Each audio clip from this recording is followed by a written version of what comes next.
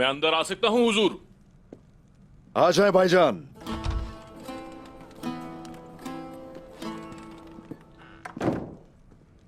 कहिए भाईजान,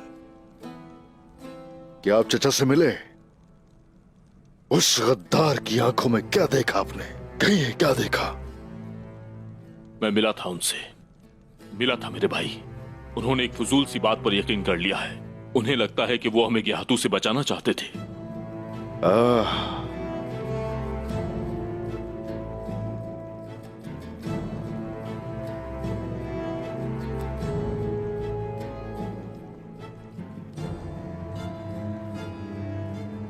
वो गद्दारी की वजाहत करने की कोशिश करेंगे और निकोला ने तावान कबूल किया? नहीं किया। वो जरूर कोई और खेल खेलेगा। खेलेगा यकीनन। उसे समझने दे कि तावान के अलावा कोई चारा नहीं हमारे पास। खेल रचाने दें उसे। इसके अलावा कोई और चारा नहीं है क्या? कले में अब तो हमारा कोई जासूस भी नहीं।